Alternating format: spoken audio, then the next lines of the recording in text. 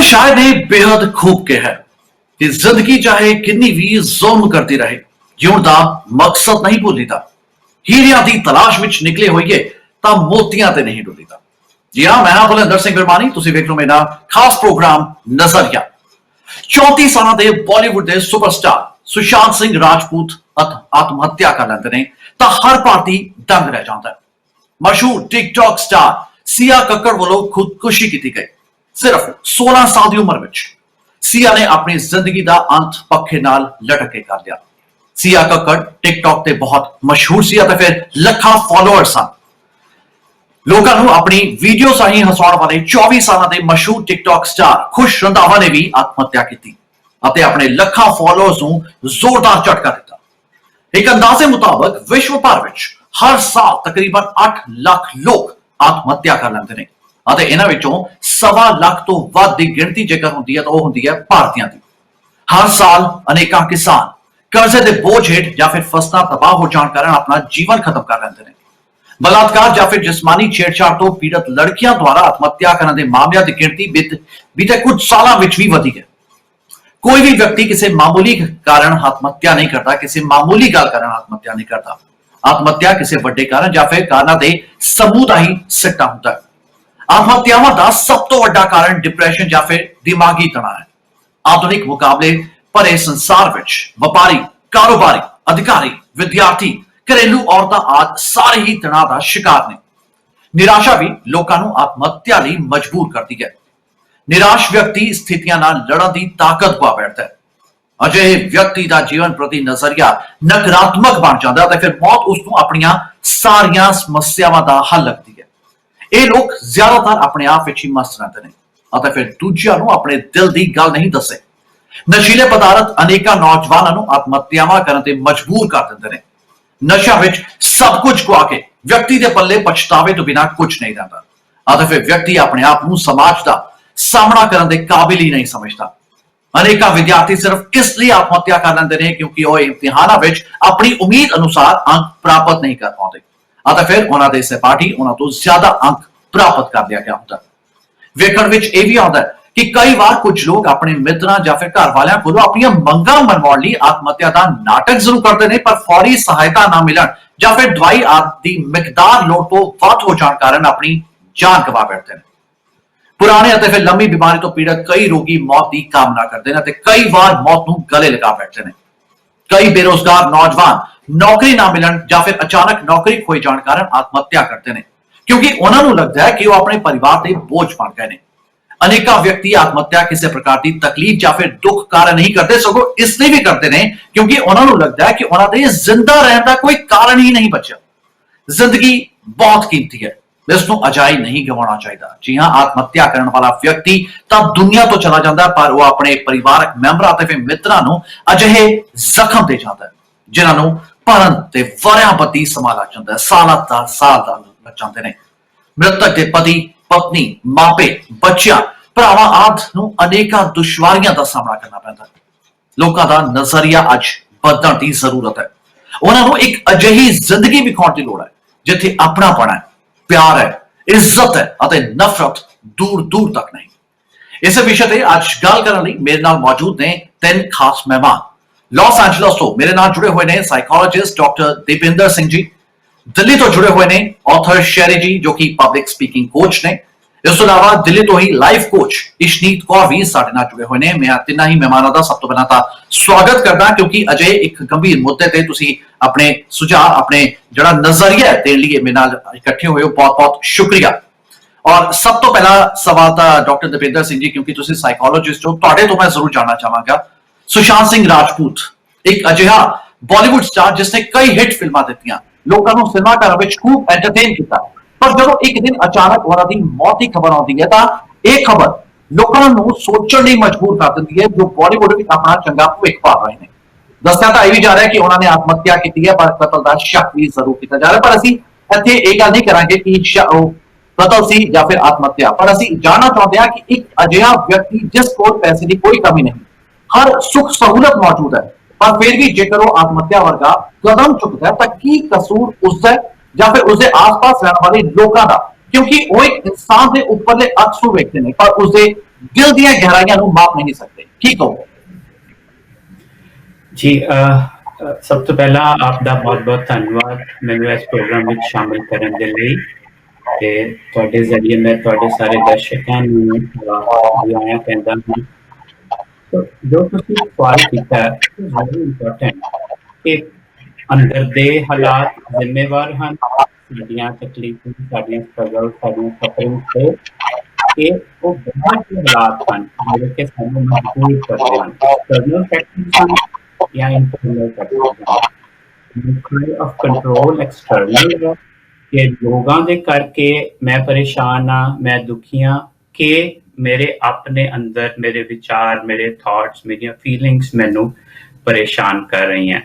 ਸੋ ਮੇਰਾ ਤੇ ਇਹੀ ਨਜ਼ਰੀਆ ਹੈ ਜੀ ਕਿ it is our own internal factors. Locus of control is internal. ਇਹ ਮੇਰੀਆਂ ਸਫਰਿੰਗਸ ਮੇਰੇ ਅੰਦਰ ਦੀਆਂ ਜਿਹੜੀਆਂ ਕਿ ਮੈਨੂੰ ਮਹਿਸੂਸ ਕਰਵਾਉਂਦੀਆਂ ਹਨ ਕਿ ਮੈਂ ਟ੍ਰੈਪਡ ਹਾਂ, ਮੈਂ ਹੋਪਲੈਸ ਹਾਂ, ਮੈਂ ਵਰਥਲੈਸ ਹਾਂ ਤੇ ਮੇਰੇ ਕੋਲ ਕੋਈ ਹੋਰ ਜ਼ਰੀਆ ਨਹੀਂ ਹੈ ਜੀਣ ਦਾ ਤੇ ਮੈਨੂੰ ਆਪਣੀ ਜ਼ਿੰਦਗੀ ਨੂੰ ਖਤਮ ਕਰ ਲੈਣਾ ਚਾਹੀਦਾ।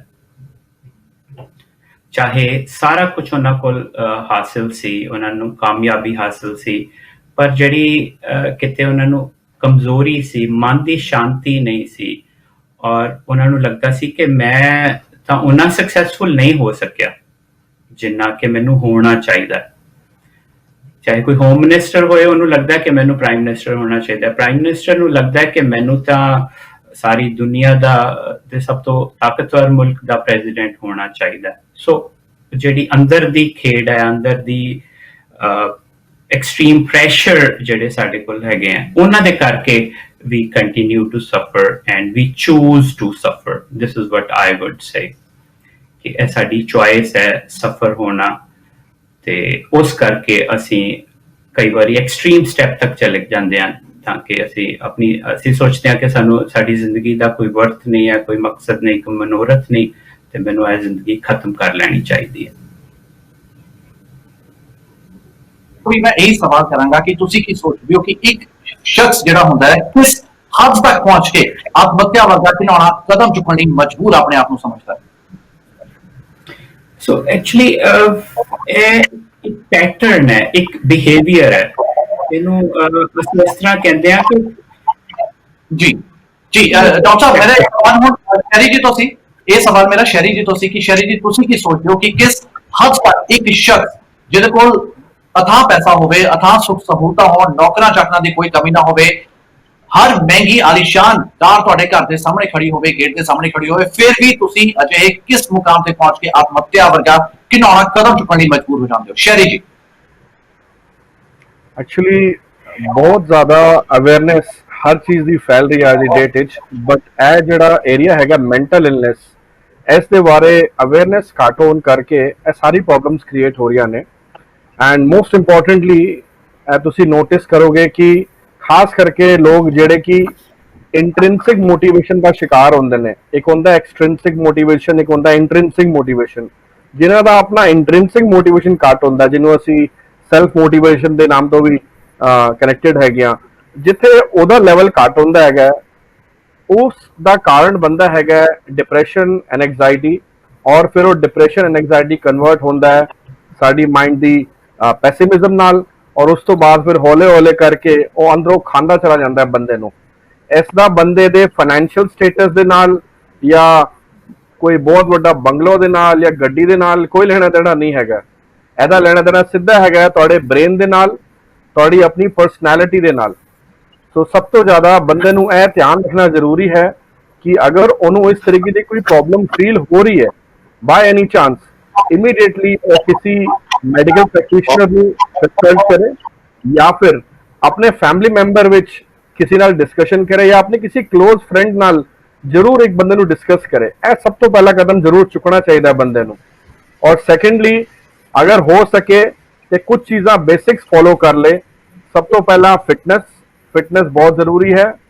ਸੈਕੰਡਲੀ ਅਗਰ ਕਿਸੇ ਤਰੀਕੇ ਦੀ ਫੋਬੀਆ ਹੈਗੀ ਹੈ, ਜਿਵੇਂ ਮੈਂ ਹੁਣ as a public speaking coach ਕੰਮ ਕਰਨਾ, I teach people how to overcome glossophobia, which is a fear of public speaking. अगर वो ग्लोसोफोबिया है, क्योंकि वो भी बहुत लोगों की एंग्जाइटी ਸਟੇਜ ਫਰਾਈਟ ਔਰ ਡਿਪਰੈਸ਼ਨ ਦਾ ਕਾਰਨ ਬਣ ਜਾਂਦਾ ਹੈਗਾ, ਉਸ ਦੇ ਉੱਤੇ ਕੰਮ ਕਰੇ। ਔਰ ਤੀਜਾ ਜਿਸ ਦੇ ਬਾਰੇ ਸਭ ਤੋਂ ਜ਼ਿਆਦਾ ਘੱਟ ਗੱਲ ਹੁੰਦੀ ਹੈ ਅੱਜ ਕੱਲ੍ਹ, ਉਹ ਹੈ ਸਪਿਰਿਚੁਅਲਿਟੀ। ਅਗਰ ਇਨਸਾਨ ਨੂੰ ਸਪਿਰਿਚੁਅਲਿਟੀ ਨਾਲ ਜੁੜਨ ਦਾ ਮੌਕਾ ਮਿਲੇ, ਉਹ ਜ਼ਰੂਰ ਜੁੜੇ, ਤਾਂ ਕਿ ਉਹਨੂੰ ਆਪਣੇ ਬਾਰੇ ਅੰਦਰੋਂ ਪਤਾ ਲੱਗੇ। ਇਹ ਕੁਝ ਚੀਜ਼ਾਂ ਅਗਰ ਬੰਦਾ ਅੰਦਰੋਂ ਸਮਝ ਲੇ ਆਪਣੇ ਬਾਰੇ, ਤੇ ਆਈ ਥਿੰਕ ਇਹ ਸਿਚੁਏਸ਼ਨ ਅਰਾਈਜ਼ ਹੀ ਨਹੀਂ ਹੋਏਗੀ। मतलब ਜਦੋਂ ਅਸੀਂ ਇਹ ਬਾਤ ਕਰ ਰਹੇ ਹਾਂ ਤਾਂ कितने कितने उस शख्सियत की गल कर रहे हैं जो ऑलरेडी डिप्रेशन विच है, और जिस जो शख्स जो डिप्रेशन विच चला जाता है, ताई वो सोचता है कि मैं आत्महत्या करके अपनी जीवन लीला समाप्त करना। पर कि तुसी सोचते हो कि उसको सोचने का यह समा होंदा है कि मैं अपनी फिटनेस और ध्यान देवां, मैं योग कर ला या होर स्पिरिचुअल जड़ियां ने गतिविधियां नु अपनाना ते मेरे डिप्रेशन दूर हो जाएगा, क्योंकि वो ऑलरेडी डिप्रेशन विच है। और कई ऐसे लोग होंदे ने जो अपने डिप्रेशन नु होरना लोकां तक साझा ही नहीं करते। देखो जी, ਇਹ ਪਹਿਲਾ ਦੀ ਸਟੇਜ ਹੈਗੀ ਆ। ਅਗਰ ਤੁਸੀਂ ਇਹੋ ਜਿਹੀ ਕੋਈ ਫੀਲਿੰਗ ਵਿੱਚ ਆ ਗਏ ਹੋ ਤਾਂ ਇਹ ਕਰਨਾ ਜ਼ਰੂਰੀ ਹੈ। ਅਗਰ ਫੀਲਿੰਗ ਵਿੱਚ ਜਾ ਚੁੱਕੇ ਹੈਗੇ ਹੋ ਤਾਂ ਤੁਹਾਡਾ, ਕਿਉਂਕਿ ਤੁਸੀਂ ਤੇ ਹੁਣ ਵਿਕਟਿਮ ਹੋ ਗਏ ਹੋ ਉਸ ਪ੍ਰੋਬਲਮ ਦੇ, ਤੁਹਾਨੂੰ ਤੇ ਪਤਾ ਹੀ ਨਹੀਂ। ਕਮਾਲ ਦੀ ਗੱਲ ਇਹ ਹੁੰਦੀ ਹੈ ਕਿ ਬੰਦੇ ਨੂੰ ਪਤਾ ਹੀ ਨਹੀਂ ਹੁੰਦਾ ਉਹ ਇਸ ਫੇਸ ਵਿੱਚ ਹੈਗਾ, ਉਹ ਸਿਰਫ ਉਸ ਚੀਜ਼ ਨੂੰ ਫੀਲ ਕਰ ਰਿਹਾ ਹੁੰਦਾ, ਉਹਨੂੰ ਪਤਾ ਹੀ ਨਹੀਂ ਹੁੰਦਾ ਪ੍ਰੋਬਲਮ ਹੈਗੀ ਹੈ। ਤੇ ਇਹ ਫਰਜ਼ ਹੈਗਾ ਆਸ-ਪਾਸ ਦੇ ਉਹਨਾਂ ਦੇ ਫੈਮਿਲੀ ਮੈਂਬਰਸ ਦਾ ਜਾਂ ਉਹਨਾਂ ਦੇ ਕਲੋਜ਼ ਵਨਸ ਦਾ, ਕਿ ਉਹ ਉਸ ਚੀਜ਼ ਨੂੰ ਬਹੁਤ ਕਲੋਜ਼ਲੀ ਵਾਚ ਕਰਨ, ਉਹਨਾਂ ਦੀ ਐਕਟੀਵਿਟੀਜ਼ ਨੂੰ ਵਾਚ ਕਰਨ, ਤਾਂ ਕਿ ਕੁਝ ਉਹਨਾਂ ਨੂੰ ਅਗਰ ਐਬਰਪਟ ਫੀਲ ਹੁੰਦਾ ਲੱਗੇ, ਕੁਝ ਉਹਨਾਂ ਨੂੰ ਲੱਗੇ ਕਿ ਇਹ ਕੁਝ ਡਿਫਰੈਂਟ ਹੋ ਰਿਹਾ ਹੈਗਾ, ਇਹ ਬੰਦਾ ਨਾਰਮਲ ਬਿਹੇਵ ਨਹੀਂ ਕਰ ਰਿਹਾ, then they can immediately refer to a psychiatrist or a psychologist, and then accordingly treatment can be done। ਤੇ ਇਹ ਤੁਹਾਡੀ ਗੱਲ ਬਿਲਕੁਲ ਠੀਕ ਹੈ, ਬੰਦੇ ਨੂੰ ਉਸ ਵਕਤ ਆਪ ਨਹੀਂ ਪਤਾ ਲੱਗਦਾ ਬਿਲਕੁਲ ਵੀ। ਬਿਲਕੁਲ ਬਿਲकुल। ਇਸ਼ਨੀ ਹੁਣ ਤੁਹਾਡੇ ਕੋਲ ਆਵਾਂਗੇ, ਤੁਹਾਡੇ ਤੋਂ ਅਸੀਂ ਜਾਣਨਾ ਚਾਹਾਂਗੇ ਕਿ ਖੁਸ਼ ਰੰਧਾਵਾ ਅਤੇ ਸੀਆ ਕੱਕੜ ਅਜਿਹੇ ਵਿਅਕਤੀਆਂ ਵਿੱਚ ਸ਼ਾਮਲ ਸਨ ਜੋ ਕਿ ਇਸ ਲਈ ਟਿਕਟੌਕ ਤੇ ਵੀਡੀਓਜ਼ ਬਣਾਉਂਦੇ ਸਨ ਤਾਂ ਜੋ ਹੋਰਨਾਂ ਲੋਕਾਂ ਨੂੰ ਖੁਸ਼ੀ ਦੇ ਪਲ ਦੇ ਸਕਣ। ਪਰ ਅਜਿਹੇ ਇਨਸਾਨ ਜਦੋਂ ਖੁਦ ਆਤਮਹੱਤਿਆ ਵਰਗੇ ਕਦਮ ਚੁੱਕਦੇ ਨੇ ਤਾਂ ਹੋਰਨਾਂ ਲੋਕਾਂ ਨੂੰ ਜੋ ਸੁਣਿਆ ਜਾਂਦਾ ਉਹ ਵਾਕਈ ਚਿੰਤਾ ਦਾ ਸਬਬ ਬਣ ਜਾਂਦਾ। ਕੀ ਕਹੋਗੇ? एक्चुअली सोशल हैंडल्स आजकल ਦੀ ਨਿਊ ਜਨਰੇਸ਼ਨ ਦਾ ਇੱਕ ਸਿਸਟਮ ਬਣ ਗਿਆ ਆਪਣੇ ਐਕਸਪ੍ਰੈਸ਼ਨਸ ਨੂੰ ਐਕਸਪ੍ਰੈਸ ਕਰਨ ਦਾ, ਤੇ ਉਹਨਾਂ ਦੀ ਬਹੁਤ ਸਾਰੀ ਫੈਨ ਫੋਲੋਇੰਗ ਹੁੰਦੀ ਹੈ ਜੋ ਉਹਨੂੰ ਫੋਲੋ ਕਰਦੇ ਨੇ। ਤੇ ਮੈਨੂੰ ਲੱਗਦਾ ਹੈ ਕਿ ਜੋ ਵੀ ਇਹ ਲੋਕ ਕਦਮ ਉਠਾ ਰਹੇ ਆ ਉਹਨੂੰ ਪਤਾ ਹੀ ਨਹੀਂ ਹੈਗਾ ਉਹਦੇ ਨਾਲ ਕੀ ਚੱਲਦਾ ਪਿਆ। ਤੇ ਜਿੰਨੇ ਵੀ ਲੋਕ ਉਹਨਾਂ ਨੂੰ ਫੋਲੋ ਕਰ ਰਹੇ ਆ ਉਹਦੇ ਉੱਤੇ ਵੀ ਬਹੁਤ ਨੈਗੇਟਿਵ ਇੰਪ੍ਰੈਸ਼ਨ ਜਾਂਦਾ ਹੈ। Sia Kakkar was just 16 years old, ਤੇ ਅਗਰ ਤੁਸੀਂ ਸਟੈਟਿਸਟਿਕਸ ਦੇਖੋਗੇ ਤੇ maximum suicide has been done below the age of 20 years। ਤੇ ਅਗਰ ਅਸੀਂ statistics ਦੇ ਬਾਰੇ ਵਿੱਚ ਗੱਲ ਕਰੇ, below 20 years ਦੇ ਬੱਚਿਆਂ ਨੂੰ ਤੇ ਇੰਨਾ ਪਤਾ ਹੀ ਨਹੀਂ ਹੁੰਦਾ, any struggles ਨਹੀਂ ਹੁੰਦੀ, wealth struggles ਨਹੀਂ ਹੁੰਦੀ, any ਕੋਈ major life ਦੀ struggles ਨਹੀਂ ਹੁੰਦੀ। ਬਟ ਕੀ ਹੈ, ਸਾਡੀ ਜਿਹੜੀ society ਹੈਗੀ ਉਹ condition ਕਰ ਰਹੀ ਹੈ ਸਾਨੂੰ। ਜਦ ਤੋਂ ਅਸੀਂ ਪੈਦਾ ਹੋਏ ਤਦ ਤੱਕ ਅਸੀਂ conditioned ਹੋ ਰਹੇ ਆਪਣੀ society ਕਿ ਤੁਸੀਂ ਇਹ ਬਣਨਾ ਹੈ, ਤੁਸੀਂ ਕਿਵੇਂ present ਕਰਨਾ ਹੈ। कि कोई भी इंसान जो वो कंडीशन थोड़ा वखरा चलता है तो वो ज्यादा फेस करता है। जिवें टिकटॉक भी बैन होने लगी थी उस दौरान, ह्यूमन फैलना शुरू हो गए थे, टिकटॉक बैन हो गई। हो सकता है उन्होंने लगे होगा कि मेरा करियर बिल्कुल स्टॉप होने लग गया, क्योंकि वो she was a TikTok and मेरी 16 ईयर ओल्ड। ਮੈਨੂੰ ਲੱਗਦਾ ਹੈ ਕਿ ਸਾਡੀ ਸੋਸਾਇਟੀ ਵਿੱਚ ਬੜੀ ਪ੍ਰੋਬਲਮ ਹੈ, ਸਾਡੀ ਐਜੂਕੇਸ਼ਨ ਸਿਸਟਮ ਵਿੱਚ ਬੜੀ ਪ੍ਰੋਬਲਮ ਹੈ ਕਿ ਕੋਈ ਵੀ ਇਹ ਕਲਾਸ ਨਹੀਂ ਹੈਗੀ, ਕੋਈ ਵੀ ਇਹ ਜ਼ਰੀਆ ਨਹੀਂ ਹੈਗੀ ਕਿ ਕੁਝ ਰਹਿਣਾ ਸਿਖਾਇਆ ਜਾਏ, ਕਿ ਸਾਡੀ ਪ੍ਰੋਬਲਮ ਨੂੰ ਕਿਵੇਂ ਸਾਡੀ ਮਾਨਸਿਕ ਸਥਿਤੀ ਨੂੰ ਪਛਾਣਾ ਜਾਏ। ਤੇ ਅਸੀਂ ਵੀ ਇੱਕ ਰੈਟ ਰੇਸ ਵਿੱਚ ਹੈਗੇ, ਅਸੀਂ ਵੀ ਇੱਕ ਚੀਜ਼ ਫੋਲੋ ਕਰੀ ਜਾ ਰਹੇ ਹਾਂ ਵਿਦਆਊਟ ਐਨੀ ਰਿਕਗਨੀਸ਼ਨ। ਤੇ ਬਹੁਤ ਪ੍ਰੋਬਲਮ ਮੈਨੂੰ ਲੱਗਦਾ ਹੈ ਬਾਹਰ ਤੋਂ ਆਉਂਦੀ ਹੈ ਜੋ ਸਾਡੇ ਮਾਈਂਡ ਨੂੰ ਇਫੈਕਟ ਕਰਦੀ ਹੈ। ਸਾਡਾ ਮਾਈਂਡ ਹੀ ਸਾਨੂੰ ਡਾਇਰੈਕਸ਼ਨ ਦਿੰਦਾ ਹੈ ਕਿ ਕੀ ਕਰਨਾ ਹੈ। ਤੇ ਉਹ ਜੋ ਥਾਟ ਆਉਂਦੀ ਹੈ, ਬੱਚੇ ਇਸ ਉਮਰ ਵਿੱਚ ਆਪਣੀ ਥਾਟਸ ਨੂੰ ਡਿਸਟਰੈਕਟ ਨਹੀਂ ਕਰ ਪਾਉਂਦੇ, ਉਹ ਉਸੀ ਥਾਟ ਵਿੱਚ ਹੀ ਰਹਿੰਦੇ ਨੇ। ਉਹ ਕਾਲਾ ਬਾਦਲ ਜਿਵੇਂ ਨਾ ਉਹਦੇ ਨਾਲ ਹੀ ਰਹਿੰਦੇ ਨੇ, ਤੇ ਉਹ ਡਿਸਟਰੈਕਟ ਨਹੀਂ ਹੋ ਪਾਉਂਦੇ, ਰਿਕਗਨਾਈਜ਼ ਨਹੀਂ ਕਰ ਪਾਉਂਦੇ। ਤੇ ਆਸ-ਪਾਸ ਉਹਨਾਂ ਕੋਲ ਇੰਨਾ ਪ੍ਰੈਸ਼ਰ ਹੈਗਾ ਅੱਜ ਕੱਲ੍ਹ ਕਿ ਉਹਨੂੰ ਲੱਗਦਾ ਹੈ ਕਿ ਐਂਡ ਇਜ਼ ਬੈਸਟ, ਫੇਕ ਕਰਨ ਤੋਂ ਚੰਗਾ ਹੈ ਅਸੀਂ ਐਂਡ ਕਰ ਲਾਂ। ਤੇ ਮੈਨੂੰ ਲੱਗਦਾ ਹੈ there should be initiative done by family, society, education system, political system, because India ਵਿੱਚ ਇਹ ਬੜੀ ਮੇਜਰ ਪ੍ਰੋਬਲਮ ਹੋ ਚੁੱਕੀ ਹੈ ਤੇ ਪੂਰੇ ਵਰਲਡ ਵਿੱਚ ਹਰ ਇੱਕ ਘੰਟੇ ਇੱਕ ਸੁਸਾਈਡ ਮੌਤ ਹੁੰਦੀ ਹੈ। It is higher than the murder rate. suicide rate is higher than the murder rate. This is really unfortunate. ਪਰ ਵਾਪਸ ਆਵਾਂਗਾ। ਸਮਾਂ ਭਾਵੇਂ ਕੋਈ ਵੀ ਹੋਵੇ, ਮੁਕਾਬਲਾ ਲਗਾਤਾਰ ਵੱਧਦਾ ਜਾਂਦਾ ਹੈ, ਕਿਉਂਕਿ ਵਿਦਿਆਰਥੀਆਂ ਦੀ ਹੁਣ ਜੇਕਰ ਗੱਲ ਕਰੀਏ, ਪਹਿਲਾਂ ਅਸੀਂ ਸਟਾਰਸ ਦੀ ਗੱਲ ਕਰ ਰਹੇ ਸੀ, ਹੁਣ ਮੈਂ ਵਿਦਿਆਰਥੀਆਂ ਦੀ ਜੇਕਰ ਗੱਲ ਕਰਾਂ ਤਾਂ ਵਿਦਿਆਰਥੀਆਂ ਵਿੱਚ ਨੰਬਰਾਂ ਦਾ ਮੁਕਾਬਲਾ ਅੱਜ ਇੰਨਾ ਜ਼ਿਆਦਾ ਵੱਧ ਚੁੱਕਾ ਹੈ ਕਿ ਸਿਰਫ 2-4% ਦੇ ਫਰਕ ਨੂੰ ਵੀ ਵਿਦਿਆਰਥੀ ਬਰਦਾਸ਼ਤ ਨਹੀਂ ਕਰ ਪਾਉਂਦੇ, ਤਾਂ ਫਿਰ ਆਤਮ ਹੱਤਿਆ ਵਰਗਾ ਨਾਮੁਰਾਦ ਕਦਮ ਚੁੱਕ ਲੈਂਦੇ ਨੇ। ਇੱਥੇ ਉਹਨਾਂ ਦੀ ਆਤਮ ਹੱਤਿਆ ਦਾ ਕਸੂਰ ਕਿਸ ਦੇ ਮੱਥੇ ਤੇ ਜਾਏਗਾ, ਕਿਉਂਕਿ ਵੱਖ-ਵੱਖ ਯੂਨੀਵਰਸਿਟੀਜ਼ ਤੇ ਜੋ ਕਿ ਕੱਟ ਆਫ ਲਿਸਟ ਦੀ ਪਰਸੈਂਟੇਜ ਦਿਨ ਬ ਦਿਨ ਵਧਾਉਂਦੇ ਜਾ ਰਹੇ ਨੇ। ਮਾਪੇ ਦਾ ਕਸੂਰ ਇੱਥੇ ਮੰਨਿਆ ਜਾਏ ਜੋ ਆਪਣੇ ਬੱਚਿਆਂ ਦਾ ਹੋਰਨਾਂ ਬੱਚਿਆਂ ਨਾਲ ਮੁਕਾਬਲਾ ਕਰਦੇ ਨੇ, ਜਾਂ ਫਿਰ ਕਾਰਪੋਰੇਟ ਇੰਡਸਟਰੀਜ਼ ਦਾ ਕਸੂਰ ਹੈ ਜੋ ਕਿ ਮੁਕਾਬਲਾ ਦਿਨ ਬ ਦਿਨ ਹੋਰ ਤਿੱਖਾ ਕਰਦੇ ਜਾ ਰਹੇ ਨੇ ਨੌਕਰੀਆਂ ਦਾ। ਸੋ ਇਹ ਜਿਹੜੀ ਪ੍ਰੋਬਲਮ ਹੈਗੀ ਹੈ, ਇਹ ਅਪਰ ਮਿਡਲ ਕਲਾਸ ਦੀ ਪ੍ਰੋਬਲਮ ਹੈ, ਔਰ ਉਸ ਕਲਾਸ ਦੇ ਵਿੱਚ ਕੀ ਹੁੰਦਾ ਹੈ ਕਿ there is extreme pressure to succeed.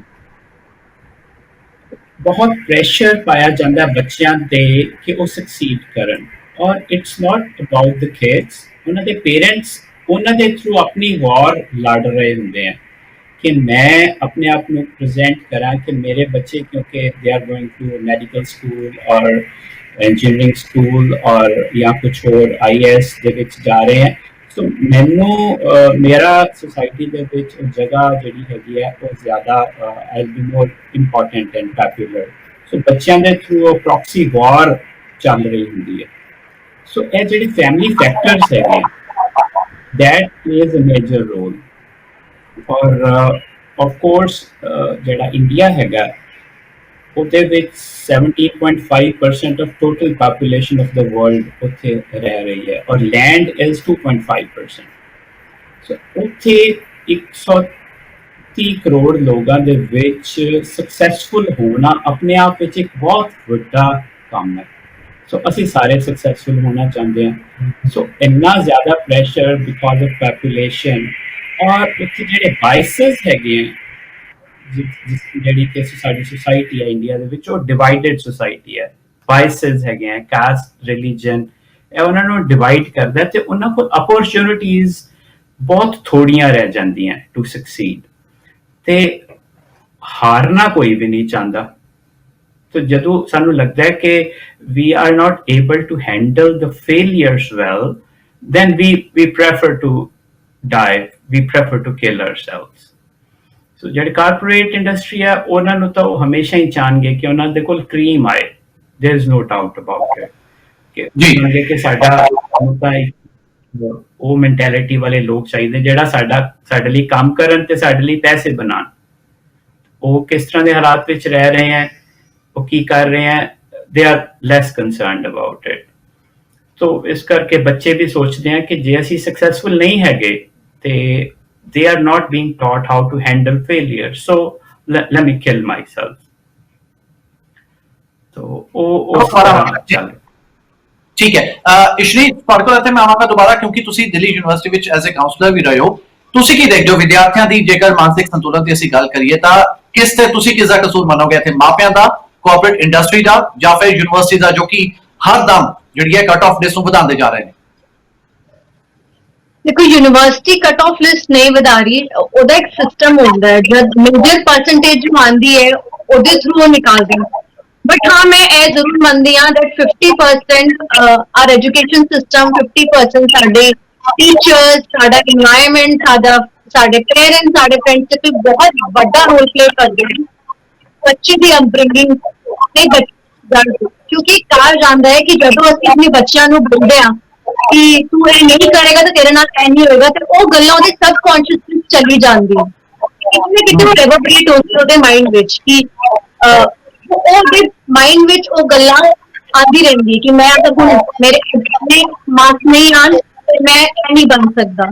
ਤੇ ਕਿਤੇ ਨਾ ਕਿਤੇ ਪੇਰੈਂਟਸ ਨੂੰ ਚੇਂਜ ਹੋਣਾ ਪਏਗਾ ਕਿ ਹਰ ਬੱਚਾ सक्सेसफुल हो सकता है, हर एक ਦੀ ਆਪਣੀ ਸਟਰੀਮ ਹੈ सक्सेसफुल ਹੋਣ ਦੀ, ਹਰ ਇੱਕ ਦਾ ਆਪਣਾ ਵਕਤ ਹੈ सक्सेसफुल ਹੋਣ ਦਾ। ਤੇ ਇੰਨੀ ਸਾਰੀ ਓਪਰਚੁਨਿਟੀਜ਼ ਹੈ ਅੱਜ ਦੇ ਟਾਈਮ ਦੇ ਵਿੱਚ, ਅਗਰ ਅਸੀਂ ਵੇਖੀਏ ਕਿ ਘਰ ਬੈਠੇ ਬੈਠੇ ਲੋਕੀ ਹਾਰਵਰਡ ਤੋਂ ਕੋਰਸ ਕਰ ਸਕਦੇ ਆ, ਤੇ ਬੱਚਿਆਂ ਨੂੰ ਨਿਰਾਸ਼ ਨਹੀਂ ਕਰਨਾ ਚਾਹੀਦਾ, ਬੱਚਿਆਂ ਨੂੰ ਗੋਲ ਸੈਟਿੰਗ ਵਾਸਤੇ ਜ਼ਰੂਰ ਪੁਸ਼ ਕਰਨਾ ਚਾਹੀਦਾ, ਬਟ ਉਹਨੂੰ ਇਹ ਵੀ ਕਹਿਣਾ ਚਾਹੀਦਾ ਕਿ ਅਗਰ ਇਹ ਨਹੀਂ ਆਏਗਾ you should have a plan 2, plan B।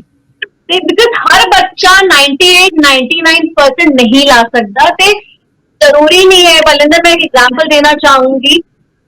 My friend is the head in DLF ਤੇ ਮੈਨੂੰ ਯਾਦ ਹੈਗਾ ਉਹਦੇ ਲੋਐਸਟ ਮਾਰਕਸ ਆਏ ਸੀ 12th ਸਟੈਂਡਰਡ ਵਿੱਚ 55% ਤੇ ਹੁਣ she was very good in creativity. ਤੇ ਹੁਣ ਅਸੀਂ ਵੇਖੀਏ ਕਿ ਜਿੰਨੇ ਵੀ ਮਾਲ ਬਣੇ ਦਿੱਲੀ ਵਿੱਚ ਤੇ ਇੰਡੀਆ ਵਿੱਚ ਡੀਐਲਐਫ ਦੇ ਉਹਨੇ ਡਿਜ਼ਾਈਨਿੰਗ ਕੀਤੀ ਹੈ। ਤੇ ਜ਼ਰੂਰੀ ਨਹੀਂ ਹੈਗਾ ਕਿ ਮਾਰਕਸ ਹੀ ਬੱਚਿਆਂ ਨੂੰ ਡਿਫਾਈਨ ਕਰਨ। ਬਹੁਤ ਵੱਡੀ ਲਾਈਫ ਅਸੀਂ ਮਿੰਟ ਵਿੱਚ ਬੱਚਿਆਂ ਦੇ ਵਿੱਚ ਵੀ ਚੇਂਜਸ ਲਾ ਸਕਦੇ ਤੇ ਆਪਣੀ ਪੈਰੈਂਟਿੰਗ ਵਿੱਚ ਵੀ ਲਾ ਸਕਦੇ। ਦੂਜਾ ਮੈਂ ਐਜੂਕੇਸ਼ਨ ਸਿਸਟਮ ਨੂੰ ਬਹੁਤ ਬਿਲੀਵ ਕਰਦੀ ਹਾਂ ਤੇ ਉਹ ਰੋਲ ਪਲੇ ਕਰਦਾ ਕਿਉਂਕਿ ਬੱਚਿਆਂ ਦਾ more than 40% ਟਾਈਮ ਆਪਣੇ ਸਕੂਲ ਵਿੱਚ ਨਿਕਲਦਾ ਹੈਗਾ, ਆਪਣੇ ਫਰੈਂਡਸ ਨਾਲ ਨਿਕਲਦਾ ਹੈਗਾ ਤੇ ਕਿਤੇ ਨਾ ਕਿਤੇ ਉਹ ਬੱਚਿਆਂ ਨੂੰ ਗਰੂਮ ਕਰਦੇ, ਉਹਨਾਂ ਦੀ ਥਾਟਸ ਬਣਾਉਂਦੇ ਨੇ। ਤੇ ਐਜੂਕੇਸ਼ਨ ਸਿਸਟਮ ਵਿੱਚ ਵੀ ਚੇਂਜਸ ਲਾਣੇ ਚਾਹੀਦੇ। ਐ ਨਹੀਂ ਕਿ ਸਿਰਫ 4 ਜਾਂ 5 ਸਬਜੈਕਟ ਮੇਨ ਸਟ੍ਰੀਮ ਹੋਣੇ ਚਾਹੀਦੇ। ਮੇਰੇ ਹਿਸਾਬ ਨਾਲ there should be more professional courses added both at the university level and at the school level. And third, I would say the society because मैंने बहुत बच्चों की प्रॉब्लम देखी है दी कि कंपैरिजन होंगे कि ना मेरे चाचे के पुत्र दे इन्ने आए हैं, मेरे मासी के पुत्र दे इन्ने आए ते उन्हां उत्ते बर्डन होंदा है ते ओ मां अपने वास्ते नहीं लाना चाहते, वो मां दूजियां वास्ते लाना चाहती। बट फैक्ट ये है कि मां doesn't define your success, doesn't define your future. मां कुछ टाइम पे जरूरी है कि किसी पर्टिकुलर यूनिवर्सिटी या कॉलेज में ਇਹਦਾ ਮਤਲਬ ਇਹ ਨਹੀਂ ਹੈਗਾ ਕਿ ਤੁਸੀਂ ਤੁਹਾਡੇ 99% ਆਏ ਆ, ਤੁਹਾਡੇ 50% ਆਏ ਆ ਤੇ ਤੁਸੀਂ ਕੁਝ ਨਹੀਂ ਕਰ ਸਕਦੇ। ਹਰ ਇਨਸਾਨ ਵਿੱਚ, ਹਰ ਬੱਚੇ ਵਿੱਚ ਆਪਣੀ ਕੁਆਲਿਟੀਜ਼ ਹੈਗੀ ਤੇ ਪੇਰੈਂਟਸ ਨੂੰ ਰੈਕਗਨਾਈਜ਼ ਕਰਾਉਣਾ ਚਾਹੀਦਾ ਹੈ, ਟੀਚਰਸ ਨੂੰ ਰੈਕਗਨਾਈਜ਼ ਕਰਾਉਣਾ ਚਾਹੀਦਾ ਤੇ ਪਾਥ ਦਿਖਾਉਣਾ ਚਾਹੀਦਾ ਬੱਚਿਆਂ ਨੂੰ ਕਿ okay this is not your subject, this could B your subject. ठीक है शैली जी, ਤੁਸੀਂ ਜਦੋਂ ਵੀ ਆਮ ਲੋਕਾਂ ਵਿੱਚ ਖੜੇ ਹੋ ਕੇ ਉਹਨਾਂ ਦੀ ਜ਼ਿੰਦਗੀ ਜਿਉਣ ਦੇ ਸਲੀਕੇ ਸਿਖਾਉਂਦੇ ਹੋ, ਕਿਸ ਤਰ੍ਹਾਂ ਉਹਨਾਂ ਨੂੰ ਉਚਾਰ ਕਰਦੇ ਹੋ ਤੇ ਫਿਰ ਕੀ ਉਹਨਾਂ ਵਿੱਚ ਕੋਈ ਫਰਕ ਵਿਖਾਈ ਦਿੰਦਾ ਹੈ? ਕਿਉਂਕਿ ਕਈ ਵਾਰ ਗੱਲਾਂ ਸੁਣਨ ਵਿੱਚ ਤਾਂ ਬਹੁਤ ਚੰਗੀਆਂ ਲੱਗਦੀਆਂ ਨੇ, ਸਾਨੂੰ ਲੱਗਦਾ ਹੈ ਕਿ ਸਾਨੂੰ ਇਸ ਤੇ ਅਮਲ ਅੱਜ ਤੋਂ ਹੀ ਸ਼ੁਰੂ ਕਰ ਦੇਣਾ ਚਾਹੀਦਾ, ਪਰ ਅਸਲ ਜ਼ਿੰਦਗੀ ਉਸ ਤੋਂ ਕਿਤੇ ਦੂਰ ਹੁੰਦੀ ਹੈ। ਨਹੀਂ ਹੈਗੀ ਹੈ, ਬਲਕਿ ਜ਼ਿੰਦਗੀ ਦੇਖਣ ਦਾ ਜਿਹੜਾ ਨਜ਼ਰੀਆ ਹੈਗਾ ਉਹ ਹੈਗਾ। आज सवेर ਦੀ ਤੁਹਾਨੂੰ ਗੱਲ ਦੱਸਣਾ ਬੜੀ interesting. one of my friend text me on WhatsApp. She said, Sherry, ਮੇਰੇ husband is not in touch with me because he settled outside Mumbai. It's been 140 days I seen my husband and it's been around 152 days my daughter is in prison. And I said, can we change this statement that I would love to increase my love and care for my husband because it's been 148 days since I have seen him and I would love to train my daughter on her futuristic goals because it's just 148 days, we can spend some more time और ਅਸੀਂ ਉਹਦੇ future ਦੇ ਬਾਰੇ decide ਕਰੀਏ। ਜਿਹੜਾ ਇਹ ਪੂਰਾ ਦਾ ਪੂਰਾ ਸੈਂਟੈਂਸ ਹੈਗਾ ਉਹਦਾ ਮਤਲਬ ਚੇਂਜ ਨਹੀਂ ਹੋਇਆ, ਲੇਕਿਨ ਚੇਂਜ ਕੀ ਹੋਇਆ? ਨਜ਼ਰੀਆ। ਯਾਨੀ ਕਿ ਉਹਦਾ ਪੂਰਾ ਦਾ ਪੂਰਾ ਮਤਲਬ ਚੇਂਜ ਹੋ ਗਿਆ ਲੇਕਿਨ ਸੈਂਟੈਂਸ ਤੇ ਹੋ ਹੀ ਰਿਹਾ। ਇਸ ਤਰ੍ਹਾਂ ਹੀ ਸਾਡੀ ਲਾਈਫ ਵਿੱਚ ਵੀ ਹੋ ਰਿਹਾ ਹੈਗਾ। As per the statistics every year more than 8 lakh cases of depression and anxiety and suicides are happening all across the world और 15% cases साढ़े इंडिया तो होंगे ने। कितनी ज़्यादा फिगर हैगी है। अनफॉर्चुनेटली होंदा की है कि जिन्ने भी बंदे they do suicide or they face anxiety or depression, they are unable to express themselves क्योंकि lack of education हैगा, lack of awareness हैगी है and it becomes a stigma. So the idea here is to share everything with all these people who are victims and let them understand कि actually इस चीज ਨੂੰ बिल्कुल normal लिता जावे। इस तरीके ਦੀ एक जिस तरह पढ़ाई करानी चाहिए है स्कूल्स ਵਿੱਚ अवेयरनेस स्प्रेड करनी चाहिए है। I have a big community where I have around 2.2 lakh members। मैं अपनी एक एनएग्जाइटी हेल्प चेन शुरू की थी 3 साल पहले क्योंकि एक फीमेल आई थी साढ़े को कहती है कि I am facing anxiety but I don't know what to do.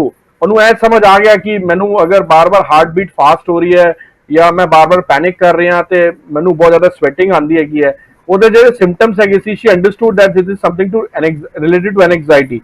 ਸੋ ਜਦੋਂ ਉਹਨੂੰ ਮੈਂ ਕਿਸੇ ਆਪਣੀ ਫਰੈਂਡ ਦੇ ਨਾਲ ਕਨੈਕਟ ਕਰਵਾਇਆ ਤੇ ਸ਼ੀ ਗॉट ਹੈਲਪਡ। ਸੋ ਇਹ ਸਭ ਕੁਝ ਬਿਨਾਂ ਕਿਸੇ ਕਾਸਟ ਇਨਕਰ ਕੀਤੇ ਹੋਇਆ। ਸੋ ਆਈ ਥਿੰਕ ਅਗਰ ਕੁਝ ਸਾਡੇ ਵਰਗੇ ਬੰਦੇ ਜਾਂ ਸਾਡੇ ਚੋਂ ਕੋਈ ਸਟੇਕ ਹੋਲਡਰ ਖੜੇ ਹੋ ਜਾਣ ਔਰ ਜਿਹੜੀ ਥੋੜੀ ਜਿਹੀ ਜ਼ਿੰਮੇਵਾਰੀ ਲੈ ਲੈਣ ਆਪਣੇ ਆਸ-ਪਾਸ ਦੇ ਲੋਕਾਂ ਦੀ, ਉਹ ਕਰਨ ਨਾਲ ਵੀ ਬਹੁਤ ਹੱਦ ਤੱਕ ਇਹ ਚੀਜ਼ਾਂ ਕੰਟਰੋਲ ਹੋ ਸਕਦੀਆਂ ਨੇ। That's what I feel.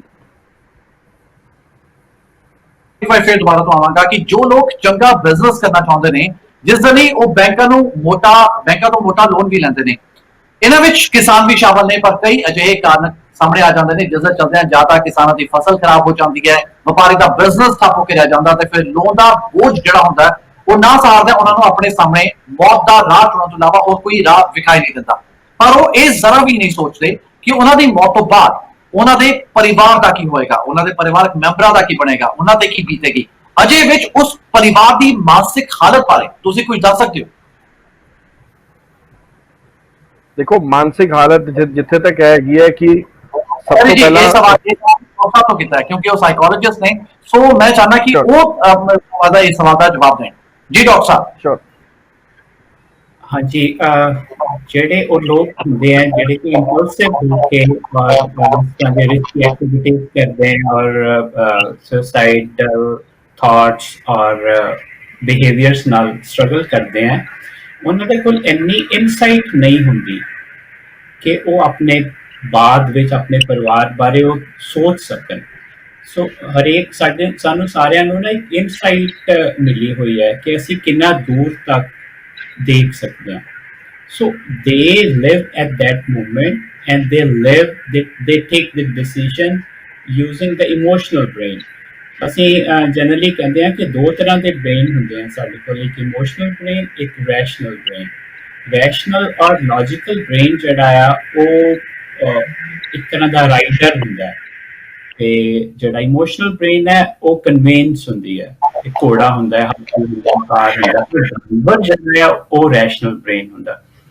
So rational brain decision ਲੈ ਸਕਦਾ ਹੈ, ਬਟ ਉਸ ਮੂਮੈਂਟ ਤੇ ਕੀ ਹੁੰਦਾ ਕਿ ਇਮੋਸ਼ਨਲ ਬ੍ਰੇਨ ਡਿਸੀਜਨ ਲੈਂਦਾ ਤੇ then they end up into committing suicide because they cannot think or impulsive होकर decisions लें। सारे ਜਿਹੜੇ suicidal behaviors हैं और decisions हैं और attempts हैं, they are very impulsive। ਉਹ ਇੱਕ ਮਿੰਟ ਦੇ ਵਿੱਚ ਉਹਨਾਂ ਨੇ ਡਿਸਾਈਡ ਕਰਨਾ ਹੁੰਦਾ ਤੇ ਉਹਨਾਂ ਨੇ ਫੈਸਲਾ ਲੈ ਲੈਣਾ ਹੁੰਦਾ, ਤੇ ਜੇ ਓਵਰਲਾ ਮਿੰਟ, ਜਿਵੇਂ ਸ਼ੈਰੀ ਜੀ ਵੀ ਗੱਲ ਕਰ ਰਹੇ ਸੀਗੇ ਕਿ if that could be delayed, if they could talk to someone ਕੁਝ seconds ਦੇ ਲਈ, ਚਾਹੇ ਇੱਕ ਮਿੰਟ ਦੇ ਲਈ ਉਹ ਵਾਲਾ ਸਿਸਟਮ ਡਿਲੇ ਹੋ ਜਾਏ, then the rational brain kicks in and then it could be avoided। तो ਜਿਵੇਂ ਤੁਸੀਂ ਪਹਿਲਾਂ ਸਵਾਲ ਦਾ ਜਵਾਬ ਦੇ ਰਹੇ ਸੀ, ਜ਼ਰੂਰ ਆਪਣੀ ਗੱਲ ਪੂਰੀ ਕਰੋ। ਸ਼ੈਰੀ ਜੀ।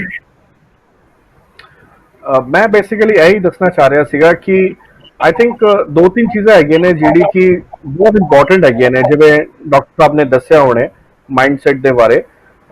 ਅਸੀਂ ਜਦੋਂ ਬਿਜ਼ਨਸ ਦੀ ਗੱਲ ਕਰ ਰਹੇ ਹਾਂ ਜਾਂ ਜਨਰਿਕ ਅਰਬਨ ਏਰੀਆਜ਼ ਦੀ ਗੱਲ ਕਰਨੇ ਹੈਗੇ ਆ, ਆਈ ਥਿੰਕ ਮਾਈਂਡਸੈਟ ਦੇ ਬਾਰੇ ਅਵੇਅਰਨੈਸ ਬਹੁਤ ਫੈਲਣੀ ਜ਼ਰੂਰੀ ਹੈ। ਸੈਕੰਡਲੀ, ਅਸੀਂ ਤੇ ਦੇਖੋ ਪੜ੍ਹੇ ਲਿਖੇ ਬੰਦੇ ਹੈਗੇ ਆ ਸਾਰੇ, ਇਮੋਸ਼ਨਲ ਇੰਟੈਲੀਜੈਂਸ ਵਰਡ ਨਾਲ ਅਸੀਂ ਫੈਮੀਲੀਅਰ ਹੈਗੇ ਆ ਕਿ ਵਾਟ ਇਜ਼ ਇਮੋਸ਼ਨਲ ਇੰਟੈਲੀਜੈਂਸ। ਜੇ ਅਗਰ ਇਸ ਚੀਜ਼ ਦੀ ਅਵੇਅਰਨੈਸ ਥੋੜੀ ਜਿਹੀ ਹੋਰ ਵੱਧ ਜਾਏ ਔਰ ਲੋਕਾਂ ਦਾ ਇਮੋਸ਼ਨਲ ਇੰਟੈਲੀਜੈਂਸ ਨਾਲ ਕਨੈਕਸ਼ਨ ਹੋ ਜਾਏ, ਆਈ ਥਿੰਕ ਉਹ ਇੱਕ ਬਹੁਤ ਵੱਡਾ ਚੇਂਜ ਲੈ ਕੇ ਆ ਸਕਦਾ ਹੈ ਸਾਡੀ ਕੰਟਰੀ ਦੇ ਵਿੱਚ, ਕਿਉਂਕਿ ਇਸ ਚੀਜ਼ ਦੀ ਐਜੂਕੇਸ਼ਨ ਦੀ ਬਹੁਤ ਲੋਅਰ ਹੈ ਇਸ ਟਾਈਮ। ਕਿਉਂਕਿ ਲੋਕਾਂ ਦੀ ਲੌਜੀਕਲ ਥਿੰਕਿੰਗ ਤੇ ਆਪਣੀ ਜਗ੍ਹਾ ਠੀਕ ਹੈ because of experience, because of internet, social media, ਲੇਕਿਨ ਜਦੋਂ ਅਸੀਂ ਇਮੋਸ਼ਨਲ ਥਿੰਕਿੰਗ ਕਰਨੇ ਹੈਗੇ ਆ ਤਾਂ ਅਸੀਂ ਦੂਜੇ ਬੰਦੇ ਨਾਲ ਐਮਪੈਥੀ ਕਰਨੇ ਹੈਗੇ ਆ, ਔਰ ਦੂਜੇ ਬੰਦੇ ਨਾਲ ਐਮਪੈਥੀ ਕਰਨ ਤੋਂ ਪਹਿਲਾਂ ਅਸੀਂ ਆਪਣੇ ਖੁਦ ਦੇ ਨਾਲ ਐਮਪੈਥੀ ਕਰਨੇ ਆ। ਔਰ ਜਦੋਂ ਅਸੀਂ ਆਪਣੇ ਖੁਦ ਦੇ ਨਾਲ ਐਮਪੈਥੀ ਕਰਨੇ ਹੈਗੇ ਆ, ਸੈਲਫ ਲਵ ਕ੍ਰੀਏਟ ਕਰਨੇ ਹੈਗੇ ਆ, ਉਹਦੇ ਨਾਲ ਸਾਨੂੰ ਇੱਕ ਅੰਦਰੋਂ ਸਟਰੈਂਥ ਮਿਲਦੀ ਹੈ। ਆਈ ਥਿੰਕ ਉਹ ਸਟਰੈਂਥ ਜਿਹੜੀ ਹੁੰਦੀ ਹੈ ਨਾ, ਉਹ ਸਾਨੂੰ ਕਦੇ ਡਿੱਗਣ ਨਹੀਂ ਦਿੰਦੀ। ਸੋ ਇਹ ਬਹੁਤ ਜ਼ਰੂਰੀ ਹੈਗਾ ਕਿ ਇਸ ਚੀਜ਼ ਦੀ ਅਵੇਅਰਨੈਸ ਜ਼ਰੂਰ ਸਪਰੈਡ ਕੀਤੀ ਜਾਵੇ, ਔਰ ਮੈਂ ਆਪਣੀ ਤਰਫੋਂ ਜ਼ਰੂਰ ਕਰਨਾ ਹੈਗਾ। I think it's better to light a candle than to curse the darkness। So I think we should all owe some responsibility on our shoulders ਕਿ ਅਸੀਂ ਅਗਰ ਇਸ ਚੀਜ਼ ਨੂੰ ਸਮਝ ਗਏ ਹਾਂ ਕਿ ਅਸੀਂ ਉਸ ਚੀਜ਼ ਨੂੰ ਬਾਕੀ ਲੋਕਾਂ ਨਾਲ ਸਪਰੈਡ ਕਰੀਏ, ਉਹਨਾਂ ਦੀ ਹੈਲਪ ਕਰੀਏ। ਇਸ਼ਨੀ, ਇੱਕ ਅਹਿਮ ਸਵਾਲ ਜ਼ਰੂਰ ਮੈਂ ਤੁਹਾਡੇ ਤੋਂ ਕਰਾਂਗਾ ਕਿਉਂਕਿ ਤੁਸੀਂ ਲਾਈਫ ਕੋਚ ਵੀ ਹੋ ਔਰ ਲੋਕਾਂ ਨੂੰ ਜ਼ਿੰਦਗੀ ਜਿਉਣ ਦੇ ਵਧੀਆ ਤੁਸੀਂ ਸਲੀਕੇ ਦੱਸਦੇ ਹੋ। ਇਹ ਜ਼ਰੂਰ ਦੱਸਣ ਦੀ ਕੋਸ਼ਿਸ਼ ਕਰੋ ਕਿ ਉਹਨਾਂ ਲੋਕਾਂ ਨੂੰ ਕੀ ਕੁਝ ਕਰਨਾ ਚਾਹੀਦਾ ਹੈ ਜੋ ਕਿ ਆਪਣੇ ਆਲੇ ਦੁਆਲੇ ਸਿਰਫ ਅਤੇ ਸਿਰਫ ਨੈਗੇਟਿਵ ਵਾਈਬ੍ਰੇਸ਼ਨਸ ਦੇਖਦੇ ਨੇ। ਉਹਨਾਂ ਨੂੰ ਪੋਜ਼ਿਟਿਵ ਵਾਈਬ੍ਰੇਸ਼ਨਸ ਦੇਖਣ ਨੂੰ ਕਿਤੇ ਵੀ ਨਹੀਂ ਮਿਲਦੀਆਂ, ਕਿਉਂਕਿ ਉਹਨਾਂ ਨੂੰ ਲੱਗਦਾ ਕਿ ਆਸ-ਪਾਸ ਜਿਹੜੇ ਵੀ ਉਹਨਾਂ ਦਾ ਫਰੈਂਡ ਸਰਕਲ ਹੈ, ਉਹਨਾਂ ਦੇ ਰਿਸ਼ਤੇਦਾਰ ਨੇ, ਚਾਹੇ ਉਹਨਾਂ ਦੇ ਆਪਣੇ ਬੇਟੇ ਕਿਉਂ ਨੇ, ਬੇਟੀਆਂ ਕਿਉਂ ਨੇ, ਕਿਤੇ ਨਾ ਕਿਤੇ ਉਹਨਾਂ ਤੋਂ ਵੀ ਉਹਨਾਂ ਨੂੰ ਨੈਗੇਟਿਵ ਵਾਈਬ੍ਰੇਸ਼ਨਸ ਹੀ ਆਉਂਦੀਆਂ। ਅਜਿਹਾ ਕਿਉਂ ਹੁੰਦਾ ਔਰ ਅਜਿਹੇ ਹਾਲਾਤਾਂ ਤੋਂ ਬਾਹਰ ਨਿਕਲਣ ਦਾ ਆਖਰ ਰਸਤਾ ਕੀ ਤੁਸੀਂ ਸੁਝਾਓ? पहले तो मैं एक बड़ी अहम गल इत्थे करना चाहूंगी कि साडे दिन के पहले 15 मिनट सोम दे लास्ट 15 मिनट साडा नेक्स्ट डे डिफाइन कर देना। अगर असं पहले 15 मिनट में नेगेटिविटी देख लेंगे या फील लेंगे साडा मूड साडी एनर्जी कोई होंदी है। साडा माइंड बहुत ही पावरफुल फैक्टर है बलिंदर। साडा माइंड नेगेटिव वाइब्स भी खिंच लैंदा है, एनर्जीज भी खिंच लैंदा है ਤੇ ਪੋਜ਼ਿਟਿਵ ਵੀ ਖਿੱਚ ਲੈਂਦਾ ਤੇ ਤਦ ਹੀ ਸਾਨੂੰ ਪਤਾ ਚੱਲਦਾ ਹੈ ਕਿ ਸਾਹਮਣੇ ਵਾਲਾ ਬੰਦਾ ਨਾਲ ਸਾਡਾ ਨੈਗੇਟਿਵ ਕਨੈਕਸ਼ਨ ਹੈ, ਪੋਜ਼ਿਟਿਵ ਕਨੈਕਸ਼ਨ। ਪਹਿਲੇ ਤਾਂ ਮੈਂ ਇਹ ਕਹਿਣਾ ਚਾਹਾਂਗੀ ਕਿ ਪਹਿਲੇ ਜਦੋਂ ਤੁਸੀਂ ਉੱਠਦੇ ਹੋ, ਵਾਹਿਗੁਰੂ ਦਾ ਨਾਮ ਲੈ ਕੇ, ਜੋ ਵੀ ਨਾਮ ਲੈ ਕੇ ਤੁਸੀਂ ਉੱਠਦੇ ਹੋ, ਪੋਜ਼ਿਟਿਵ ਸੋਚ ਕੇ ਉੱਠੋ ਕਿ ਵਾਹਿਗੁਰੂ ਨੇ ਮੈਨੂੰ ਇਹ ਦਿਨ ਦਿੱਤਾ ਹੈ, ਮੈਂ ਸਾਂਭ ਦੇ ਰਿਹਾ ਤੇ ਮੈਨੂੰ ਆਸ-ਪਾਸ ਪਿਆਰ ਕਰਨ ਦੇ ਲੋਕ ਦਿਖਦੇ। Then don't switch on to your TV, phone, social media because ਜਦੋਂ ਅਸੀਂ ਸਵਿਚ ਔਨ ਕਰਦੇ ਤੇ ਹੋ ਸਕਦਾ ਕੋਈ ਨੈਗੇਟਿਵ ਨਿਊਜ਼ ਹੋ ਤੇ ਉਸਦੇ ਬਾਅਦ 15 ਮਿੰਟ ਤੁਸੀਂ ਜਾਂ ਤੇ ਪਾਠ ਕਰ ਲਓ ਜਾਂ ਮੈਡੀਟੇਸ਼ਨ ਕਰ ਲਓ ਜਾਂ even going to the bathroom and singing, do that, take out all that submerged energy ਤੇ ਉਹ ਬਹੁਤ ਹੈਲਪ ਕਰਦੇ ਆ ਅਗਰ ਤੁਸੀਂ first 15 ਮਿੰਟ ਆਪਣੇ ਕੰਟਰੋਲ ਵਿੱਚ ਕਰ ਦੇਂਗੇ। ਤੁਸੀਂ ਦੂਜਾ ਕੁਐਸਚਨ ਕਿਹਾ ਕਿ ਕਿਸ ਤਰ੍ਹਾਂ ਜ਼ਿੰਦਗੀ ਜਿਉਣ ਦੇ ਤਰੀਕੇ ਹੋਣੇ ਚਾਹੀਦੇ ਕਿ ਸਭ ਤੋਂ ਪਹਿਲਾਂ ਸਾਨੂੰ ਗ੍ਰੈਟੀਟਿਊਡ ਹੋਣਾ ਚਾਹੀਦਾ ਹੈ ਕਿ ਭਗਵਾਨ ਨੇ ਸਾਨੂੰ ਇਹ ਜ਼ਿੰਦਗੀ ਦਿੱਤੀ ਹੈ, ਅਸੀਂ ਠੀਕ ਠਾਕ ਹੈਗੇ, we have survive pandemic, we have been lucky to survive. ਜਦ ਤੱਕ ਸਾਡੇ ਵਿੱਚ ਗ੍ਰੈਟੀਟਿਊਡ ਨਹੀਂ ਆਏਗਾ, ਜਦ ਤੱਕ ਅਸੀਂ ਰਿਕਗਨਾਈਜ਼ ਨਹੀਂ ਕਰ ਪਾਵਾਂਗੇ ਕਿ ਹਾਊ ਲੱਕੀ ਵੀ ਆਰ, ਤਦ ਤੱਕ ਸਾਡੇ ਵਿੱਚ ਨੈਗੇਟਿਵਿਟੀ ਰਹੇਗੀ।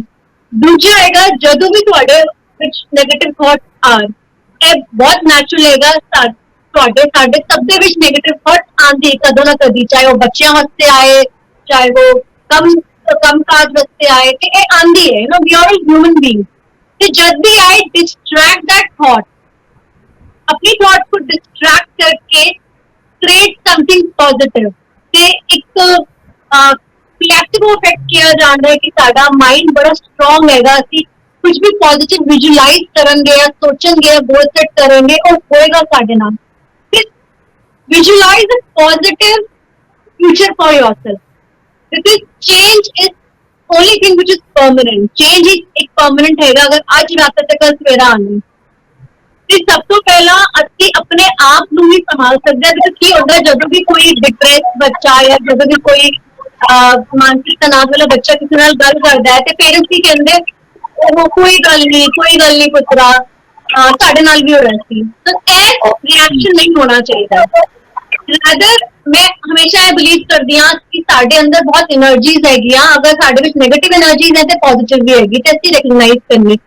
ਤੀਜਾ ਮੈਂ ਕਹਾਂਗੀ ਕਿ ਤੁਸੀਂ ਚਾਹੇ 10 मिनट एक्सरसाइज करो या 15 मिनट करो या योगा करो, वो करो, क्योंकि जब हम एक्सरसाइज करते हैं तो बहुत एनर्जीज निकलती है, पॉजिटिव हार्मोन सिक्रीट होंगे। जब भी पॉजिटिव हार्मोन सिक्रीट होंगे और नेगेटिव एनर्जीज को डिप्रेस कर देंगे।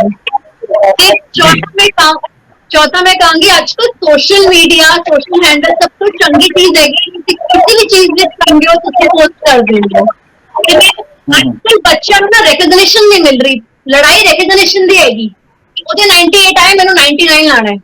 ਤੇ ਮੈਂ ਹਮੇਸ਼ਾ ਬੱਚਿਆਂ ਨੂੰ ਕਹਿੰਦੀ ਆ ਕਿ ਜਿਹਦੇ even if you good at drawing, make a YouTube channel and put it, ਤੇ ਕੀ ਹੁੰਦਾ even if they get 15 likes they are happy. ਫਿਰ ਬੜਾ ਜ਼ਰੂਰੀ ਹੈਗਾ ਆਪਣੇ ਆਪ ਨੂੰ ਖੁਸ਼ ਰੱਖਣਾ ਤੇ ਹਰ ਇਨਸਾਨ ਵਿੱਚ ਕੁਆਲਿਟੀ ਹੈਗੀ, ਜੋ ਵੀ ਤੁਹਾਡੇ ਵਿੱਚ ਕੁਆਲਿਟੀ ਹੈਗੀ ਤੁਸੀਂ ਸੋਸ਼ਲ ਹੈਂਡਲ ਵਿੱਚ ਪਾ ਸਕਦੇ ਹੋ। And I am sure there must be minimum of people who will support you. Media ਵੀ ਇਸ ਗੱਲ ਦੀ ਕੋਸ਼ਿਸ਼, ਸੋਸ਼ਲ ਮੀਡੀਆ ਵੀ ਬੱਚਿਆਂ ਨੂੰ ਨੈਗੇਟਿਵ ਇੰਪ੍ਰੈਸ਼ਨ ਬਹੁਤ ਉਹਨਾਂ ਦੇ ਮਾਈਂਡ ਵਿੱਚ ਪਾਉਂਦਾ। ਜਿਵੇਂ ਤੁਸੀਂ ਗੱਲ ਕੀਤੀ ਹੈ ਕਿ ਉਹਨਾਂ ਦੀ ਅਗਰ ਉਹਨਾਂ ਨੇ ਇੱਕ ਪੇਂਟਿੰਗ ਪਾਈ ਹੈ ਉਹਨਾਂ ਨੂੰ 15 ਲਾਈਕਸ ਮਿਲਦੇ ਨੇ, ਤਾਂ ਉਹ ਦੂਸਰੇ ਆਪਣੇ ਜਿਹੜੇ ਫਰੈਂਡਸ ਆ ਉਹਨਾਂ ਦੀ ਪੇਂਟਿੰਗ ਨੂੰ ਦੇਖਣਾ ਸ਼ੁਰੂ ਕਰਦੇ ਆ ਕਿ ਨਹੀਂ ਉੱਥੇ ਤਾਂ 100 ਲਾਈਕਸ ਨੇ, ਉੱਥੇ 2000 ਲਾਈਕਸ ਨੇ, ਮੈਨੂੰ 15 ਲਾਈਕ ਕਿਉਂ ਮਿਲੇ, ਮੇਰੀ ਪੇਂਟਿੰਗ 'ਚ ਕੁਝ ਖਰਾਬੀ ਹੋਏਗੀ। ਗੱਲ ਉੱਥੇ ਵੀ ਆ ਜਾਂਦੀ ਹੈ। ਸੋਸ਼ਲ ਮੀਡੀਆ ਜਿੱਥੇ ਪੋਜ਼ਿਟਿਵ ਵਾਈਬ੍ਰੇਸ਼ਨ ਦੇ ਰਹੇ ਉੱਥੇ ਨੈਗੇਟਿਵ ਹੀ ਦੇ ਰਹੇ। ਤੁਸੀਂ ਬਿਲਕੁਲ ਸਹੀ ਗੱਲ ਕੀਤੀ, ਲੇਕਿਨ ਮੈਂ ਇਹ ਪਹਿਲਾ ਸਟੈਪ ਕਿਹਾ ਸੀ। ਜਦੋਂ ਤੁਸੀਂ ਪੂਰੀ ਵਿੱਚ ਸੋਸ਼ਲ ਮੀਡੀਆ ਵਿੱਚ ਆ ਜਾਂਦੇ ਹੋ, ਇਨੀਸ਼ੀਅਲੀ ਤਾਂ ਤੁਹਾਨੂੰ ਤੁਸੀਂ ਸਿਰਫ ਲਰਨ ਕਰਦੇ ਹੋ ਕਿਸ ਤਰ੍ਹਾਂ ਤੁਹਾਨੂੰ ਪ੍ਰੈਜ਼ੈਂਟ ਕਰਨਾ ਹੈ। ਜਦੋਂ ਤੁਸੀਂ ਵੀ ਐਂਕਰ ਬਣ ਜਾਓਗੇ, ਤੁਸੀਂ ਲਰਨ ਕਰ ਰਹੇ ਹੋ ਸਕਿੱਲ। ਉਹ ਜਦੋਂ ਕੰਪੈਰੀਜ਼ਨ ਆਉਂਦੇ ਤਾਂ ਮੈਂ ਕਹਿੰਦੀ ਹਾਂ, ਅਗਰ ਤੁਹਾਨੂੰ ਲੱਗਦਾ ਤੁਸੀਂ ਇੰਪਰੂਵ ਕਰਨਾ ਹੈ ਤੇ ਕਲਾਸਿਸ ਲੈ ਕੇ ਆਪਣੇ ਆਪ ਨੂੰ ਇੰਪਰੂਵ ਕਰੋ। ਅੱਜ ਦੇ ਬੱਚੇ ਆਰ ਬਲੈਸਡ। ਅਗਰ ਅਸੀਂ ਕੰਪੇਅਰ ਕਰਾਂ 20 ਸਾਲ ਪੁਰਾਣੇ ਬੱਚੇ, 15 ਸਾਲ ਪੁਰਾਣੇ ਬੱਚੇ, ਜਦੋਂ ਗੂਗਲ ਵੀ ਨया ਸੀ, ਸਾਨੂੰ ਚਲਾਉਣਾ ਵੀ ਨਹੀਂ ਆਉਂਦਾ ਸੀ, ਫਾਰਮ ਵੀ ਡੈਲੀ ਯੂਨੀਵਰਸਿਟੀ ਦਾ ਇੱਕ ਨਹੀਂ ਸੀ, ਤੇ ਹੁਣੇ ਐਵਰੀਥਿੰਗ ਇਜ਼ ਵਨ ਕਲਿੱਕ ਅਵੇ। ਤੇ ਅੱਜ ਕੱਲ ਦੇ ਬੱਚੇ ਬਹੁਤ ਸਮਾਰਟ ਹੈਗੇ। ਪ੍ਰੋਬਲਮ ਬੱਚਿਆਂ ਦੀ ਇਹ ਆਉਂਦੀ ਹੈ ਜਦੋਂ ਤੁਸੀਂ ਕੰਪੈਰੀਜ਼ਨ ਦੀ ਗੱਲਾਂ ਕਰ ਰਹੇ ਹੋ, ਬਿਕਾਜ਼ ਈਗੋ ਲੈਵਲਸ ਬਹੁਤ ਹਾਈ ਯੂ نو।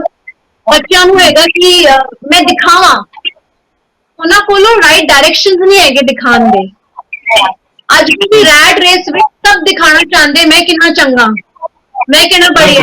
ਅਸੀਂ ਕਦੀ ਵੀ ਕਿਸੇ ਫੇਸਬੁੱਕ ਜਾਂ ਇੰਸਟਾਗ੍ਰਾਮ ਵਿੱਚ ਕਿਸੇ ਦੀ ਬੁਰਾਈਆਂ ਨਹੀਂ ਵੇਖਦੇ। Everybody analyzes their positive aspects. Nobody is showing their negative aspect. But fact ਇਹ ਹੈਗਾ ਕਿ ਹਰ ਇਨਸਾਨ ਦੀ ਲਾਈਫ ਵਿੱਚ ਪਲੱਸ ਮਾਈਨਸ ਹੁੰਦੇ, ਤੇ it is very important for the younger generation and also the other people to know कि it's okay to fail. It's okay. You know, after failing, Walt Disney, if you read his history, ਉਹਨੇ ਕਿਤੇ ਦਾ ਖਾਣਾ ਖਾਇਆ, ਉਹਦੇ ਕੋਲ ਆਪਣਾ ਖਾਣ ਦੇ ਵੀ ਪੈਸੇ ਨਹੀਂ ਸੀ, ਤੇ ਉਹਦਾ ਫਰਸਟ ਕੈਰੈਕਟਰ ਵੀ ਚੋਰੀ Oswald was, you know, it was taken away, it was। ਤੇ ਐਵੇਂ ਨਹੀਂ ਹੁੰਦਾ ਲਾਈਫ ਵਿੱਚ। ਮੈਂ ਹਮੇਸ਼ਾ ਆਪਣੇ ਸਟੂਡੈਂਟਸ ਨੂੰ ਕਹਿੰਦੀ ਹਾਂ ਕਿ always read the failures of people who have achieved a lot. Read the failures of Apple's, read the failures of Walt Disney. ਜਦੋਂ ਅਸੀਂ ਵੱਡੇ ਲੋਕਾਂ ਦੇ ਫੇਲਿਅਰਸ ਪੜ੍ਹਦੇ ਹਾਂ ਤਾਂ ਸਾਨੂੰ ਲੱਗਦਾ ਉਹ I mean, it's okay to fail. ਤੇ ਇਹ ਵੀ ਬਹੁਤ ਆਪਣੀ ਜ਼ਿੰਦਗੀ ਵਿੱਚ ਕਰ ਸਕਦੇ ਹਾਂ। ਬਿਲਕੁਲ ਠੀਕ ਕਹਿ ਰਹੇ ਹੋ ਸ਼ਨੀ। ਡਾਕਟਰ ਦਵਿੰਦਰ ਜੀ, ਤੁਹਾਡੇ ਕੋਲ ਆਵਾਂਗਾ ਕਿਉਂਕਿ ਇੱਥੇ ਦੋ ਵਰਡਸ ਮੈਂ ਤੁਹਾਡੇ ਨਾਮ ਲਵਾਂਗਾ, ਇੱਕ ਹੈ ਸਪਲਿਟ ਪਰਸਨੈਲਿਟੀ ਔਰ ਇੱਕ ਹੈ ਸਕਿਜ਼ੋਫਰੇਨੀਆ। ਇਹ ਬਿਮਾਰੀ ਵਿੱਚ ਵਿਅਕਤੀ ਅਸਲ ਦੁਨੀਆ ਨੂੰ ਭੁੱਲ ਕੇ ਆਪਣੇ ਆਲੇ ਦੁਆਲੇ ਇੱਕ ਕਾਲਪਨਿਕ ਦੁਨੀਆ ਬਣਾ ਲੈਂਦਾ ਹੈ, ਜਿਸ ਵਿੱਚ ਕੋਈ ਬਾਹਰੀ ਸ਼ਕਤੀ ਉਸ ਨੂੰ ਜੀਵਨ ਜਿਉਣ ਦਾ ਹੁਕਮ ਦਿੰਦੀ ਹੈ, ਤੇ ਕਈ ਵਾਰ ਇਹੀ ਸ਼ਕਤੀ ਵਿਅਕਤੀ ਨੂੰ ਮੌਤ ਦਾ ਹੁਕਮ ਵੀ ਦਿੰਦੀ ਹੈ ਤੇ ਵਿਅਕਤੀ ਮੌਤ ਨੂੰ ਗਲੇ ਲਗਾ ਲੈਂਦਾ ਹੈ। ਇਹਨਾਂ ਦੋਨਾਂ ਬਿਮਾਰੀਆਂ ਨੂੰ ਤੁਸੀਂ ਕਿਸ ਤਰ੍ਹਾਂ ਨਾਲ ਕੰਪੈਰੀਜ਼ਨ ਕਰੋਗੇ, ਔਰ ਇਨ ਦੋਨਾਂ ਬਿਮਾਰੀਆਂ ਬਾਰੇ ਬਹੁਤ ਘੱਟ ਸਮੇਂ ਵਿੱਚ ਤੁਹਾਡੇ ਤੋਂ ਵੀ ਜਾਣਨਾ ਚਾਹਾਂਗਾ, ਸਪਲਿਟ ਪਰਸਨੈਲਿਟੀ ਐਂਡ ਸਕਿਜ਼ੋਫਰੇਨੀਆ। ਲਿੰਦਰ ਜੀ, ਜਿਹੜੀ ਸਪਲਿਟ ਪਰਸਨੈਲਿਟੀ ਡਿਸਆਰਡਰ ਹੈ, ਔਰ ਇਹਦਾ ਨਾਮ ਡਿਸੋਸੀਏਟਿਵ ਪਰਸਨੈਲਿਟੀ ਡਿਸਆਰਡਰ ਅੱਜ ਕੱਲ੍ਹ ਇਹਨੂੰ ਕਹਿੰਦੇ ਆ, ਉਹ it is a very rare condition.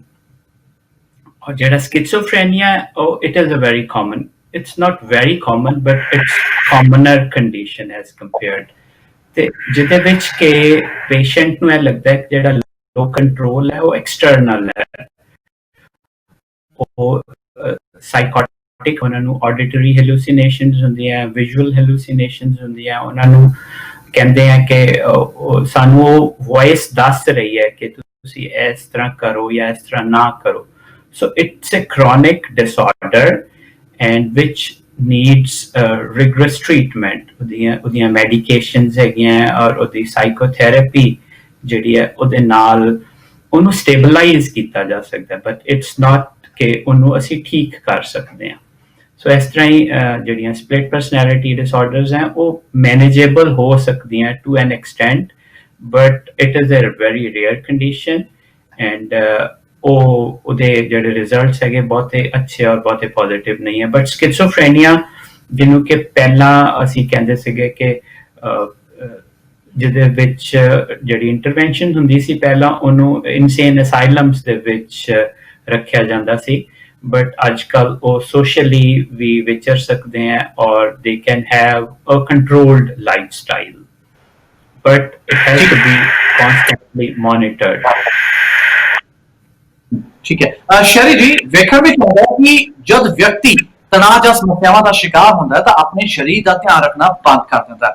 ਹੌਲੀ ਹੌਲੀ ਉਹ ਬਿਮਾਰ ਹੁੰਦਾ ਜਾਂਦਾ ਹੈ ਅਤੇ ਫਿਰ ਉਸਦਾ ਉਤਸ਼ਾਹ ਵੀ ਘੱਟ ਹੁੰਦਾ ਜਾਂਦਾ ਹੈ। ਅਜਿਹੇ ਵਿਅਕਤੀਆਂ ਦੀ ਪਛਾਣ ਕਰਨੀ ਵੀ ਬੇहद ਸੌਖੀ ਹੋ ਜਾਂਦੀ ਹੈ, ਕਿਉਂਕਿ ਰਸ਼ ਵਿੱਚ ਅਜਿਹੇ ਵਿਅਕਤੀ ਬਿਲਕੁਲ ਖਾਮੋਸ਼ ਇੱਕ ਸਾਈਡ ਤੇ ਸੁਨਸਾਨ ਖੜੇ ਹੁੰਦੇ ਨੇ, ਆਪਣੇ ਆਪ ਨੂੰ ਬਿਲਕੁਲ ਸਿਰ ਨੀਵਾ ਕਰਕੇ ਖੜੇ ਹੁੰਦੇ ਨੇ। ਉਹਨਾਂ ਦੀ ਕੋਈ ਵੀ ਸ਼ਮੂਲੀਅਤ ਜਿਹੜੀ ਹੁੰਦੀ ਹੈ ਉਸ ਸੈਮੀਨਾਰ ਵਿੱਚ ਕਹਿ ਲਓ ਜਾਂ ਉਸ ਪਾਰਟੀ ਵਿੱਚ ਨਹੀਂ ਦਿਖਾਈ ਦਿੰਦੀ।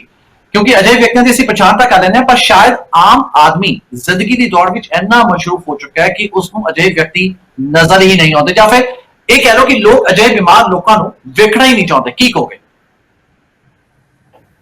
देखो, again, this is related to a lot of disorders are there in anxiety. ਸਭ ਤੋਂ ਜ਼ਿਆਦਾ ਜਿਹੜਾ ਮੈਂ ਡਿਸਆਰਡਰ ਦੇਖਿਆ ਹੈ, ਜੋ ਮੈਂ ਕਲਾਇੰਟਸ ਨਾਲ ਵੀ ਫੇਸ ਕਰਨਾ ਕਈ ਵਾਰੀ as a coach, is basically the personality disorder. ਲੋਕੀ ਮੰਨਣ ਨੂੰ ਤਿਆਰ ਨਹੀਂ ਹੁੰਦੇ ਕਿ ਉਹਨਾਂ ਨੂੰ ਇਹ ਪ੍ਰੋਬਲਮ ਹੈਗੀ ਹੈ।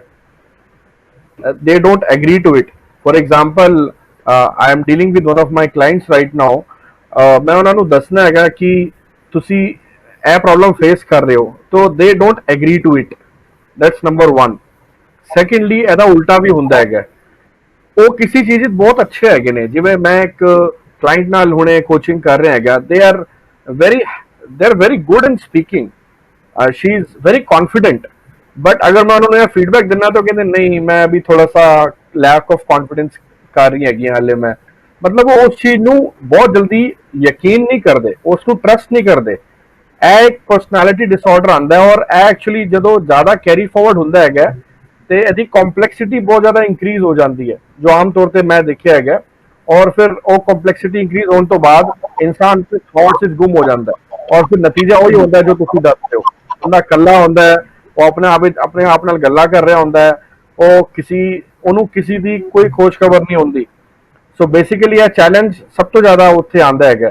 ਸੋ ਮੇਰਾ ਖਿਆਲ ਅਗਰ ਅਸੀਂ ਬ੍ਰੇਨ ਕੈਮੀਕਲਸ ਦੀ ਵੀ ਥੋੜੀ ਜਿਹੀ ਅੰਡਰਸਟੈਂਡਿੰਗ ਕਰ ਲਈਏ ਇੱਥੇ, ਜਿਵੇਂ ਹੁਣੇ ਇਸ਼ਨੀਤ ਨੇ ਬਹੁਤ ਅੱਛੀ ਟਿਪਸ ਦਿੱਤੀਆਂ ਹਨ, ਔਰ ਡਾਕਟਰ ਸਾਹਿਬ ਨੇ ਬਹੁਤ ਅੱਛੀ ਚੀਜ਼ਾਂ ਦੱਸੀਆਂ ਹਨ ਕਿ ਅਸੀਂ ਬ੍ਰੇਨ ਕੈਮੀਕਲ ਦੀ ਸਟੱਡੀ ਵਿੱਚ ਕੀ ਹੁੰਦਾ ਹੈ ਕਿ ਅਸੀਂ ਇਹ ਸਮਝ ਲਈਏ ਕਿ ਆਕਸੀਟੋਸਿਨ ਦਾ ਕੀ ਰੋਲ ਹੈਗਾ, ਔਰ ਡੋਪਾਮੀਨ ਦਾ ਕੀ ਰੋਲ ਹੈਗਾ, ਕੋਰਟੀਸੋਲ ਦਾ ਕੀ ਰੋਲ ਹੈਗਾ, ਤੇ ਜਿਹੜਾ ਸਾਡਾ ਐਡਰੇਨਲਿਨ ਲੈਵਲ ਹੈ ਉਹਦਾ ਕੀ ਰੋਲ ਹੈਗਾ।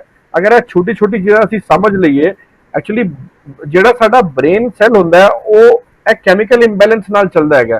ਤੁਸੀਂ ਦੇਖੋਗੇ ਜਦੋਂ ਬੰਦਾ ਸ਼ਾਰਟ ਟੈਂਪਰਡ ਹੁੰਦਾ, ਉਹਦਾ ਕੋਰਟੀਸੋਲ ਲੈਵਲ ਇੱਕਦਮ ਹਾਈ ਹੁੰਦਾ ਹੈ, ਲੇਕਿਨ ਜਿਵੇਂ ਹੀ ਉਹ ਥੋੜਾ ਜਿਹਾ ਕਿਸੇ ਦੇ ਨਾਲ ਐਮਪੈਥੀ ਨਾਲ ਗੱਲ ਕਰਦਾ ਹੈ, ਸਿੰਪੈਥੀ ਫੀਲਿੰਗ ਰਿਲੀਜ਼ ਕਰਦਾ ਹੈ, ਉਹ ਇਮੀਡੀਏਟਲੀ ਸ਼ਿਫਟ ਕਰ ਜਾਂਦਾ ਆਕਸੀਟੋਸਿਨ ਵਿੱਚ।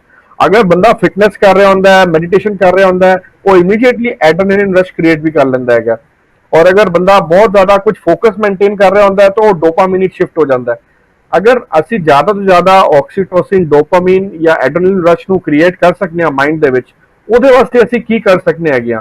If we can start working towards this, I think gradually you will see a great shift in the mind, because as Dr. Saab has rightly said that medicines gives you stability, but ਜਿਹੜੀ wholeheartedly improvement ਹੁੰਦੀ ਹੈ ਉਹ ਸਾਡੀ ਆਪਣੀ responsibility ਹੁੰਦੀ ਹੈ।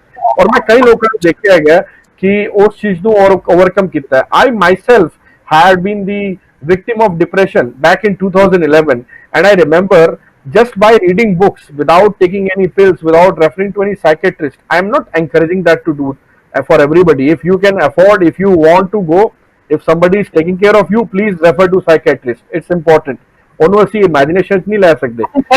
सवाल मैं जरूर डॉक्टर को करना चाहूंगा क्योंकि मेरे को समय घट है, और एक आखिरी सवाल मैं डॉक्टर साहब तो जरूर ਇੱਥੇ ਕਰਨਾ ਚਾਹਾਂਗਾ, ਕਿਉਂਕਿ ਜਿਵੇਂ ਹੁਣ ਸ਼ੈਰੀ ਜੀ ਨੇ ਦੱਸਿਆ ਕਿ ਕਈ ਲੋਕੀ ਮੰਨਣ ਦੀ ਤਿਆਰ ਹੀ ਨਹੀਂ ਹੁੰਦੇ ਕਿ ਉਹਨਾਂ ਨੂੰ ਕਿਸੇ ਦੀ ਸਲਾਹ ਮਸ਼ਵਰੇ ਦੀ ਜ਼ਰੂਰਤ ਹੈ।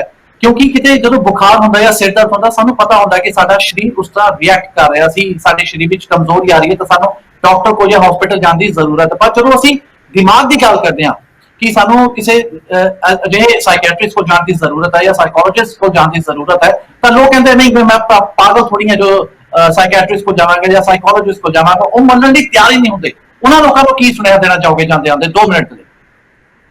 ਹਾਂਜੀ, ਤੁਹਾਡੇ ਪ੍ਰੋਗਰਾਮ ਦਾ ਨਾਮ ਨਜ਼ਰੀਆ ਹੈ, ਪਰਸਪੈਕਟਿਵ, ਤੇ ਬਾਕੀ ਪੈਨਲਿਸਟ ਨੇ ਵੀ ਨਜ਼ਰੀਏ ਦੀ, ਪਰਸਪੈਕਟਿਵ ਦੀ ਗੱਲ ਕੀਤੀ ਹੈ, ਤੇ ਮੈਂ ਇੱਥੇ ਇੱਕ ਸ਼ੇਅਰ ਸੁਣਾਉਣਾ ਚਾਹੁੰਦਾ ਉਹਨਾਂ ਲੋਕਾਂ ਦਾ।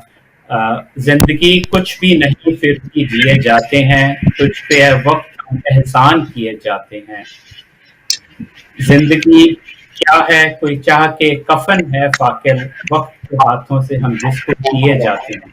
So this is a kind of mindset. बहुत अच्छा पॉइंट लिया कि वो लोग तैयार ही नहीं होंगे जान ਲਈ। We call it denial, they are in a denial, and most of us, probably 90% of us, are living in a denial. ਸਾਨੂੰ ਲੱਗਦਾ ਹੈ ਕਿ ਸਾਨੂੰ ਕੋਈ ਇਸ਼ੂ ਹੀ ਨਹੀਂ ਹੈ, ਸਾਨੂੰ ਕੋਈ ਪ੍ਰੋਬਲਮ ਹੀ ਨਹੀਂ ਹੈ।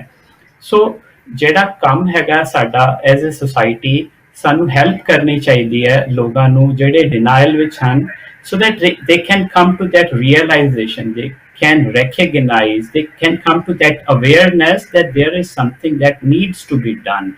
So ਉਹਦੇ ਲਈ ਜਿਵੇਂ ਤੁਹਾਡਾ ਪ੍ਰੋਗਰਾਮ ਹੈਗਾ, it would be a great hint and great lead for those people ਕਿ yes ਸਾਨੂੰ ਇਸ਼ੂ ਹੈਗਾ, ਸਾਨੂੰ ਪ੍ਰੋਬਲਮ ਹੈ, ਸਾਨੂੰ ਆਪਣੀ ਡਿਨਾਈਲ ਦੇ ਨਾਲ ਸਟਰਗਲ ਕਰਨੀ ਚਾਹੀਦੀ ਹੈ, ਐਕਸੈਪਟੈਂਸ ਵਿੱਚ ਆਉਣਾ ਚਾਹੀਦਾ ਹੈ, ਤੇ ਜਿਹੜਾ ਐਕਸੈਪਟੈਂਸ ਵਿੱਚ ਆ ਜਾਏਗਾ ਸੋ ਉਹ 50% ਗੇਮ ਤਾਂ ਆਲਰੇਡੀ ਵਿਨ ਕਰ ਗਿਆ, ਜਿਹੜਾ ਮੰਨ ਜਾਏਗਾ ਕਿ ਮੇਰੇ ਨਾਲ ਕੋਈ ਇਸ਼ੂ ਹੈ।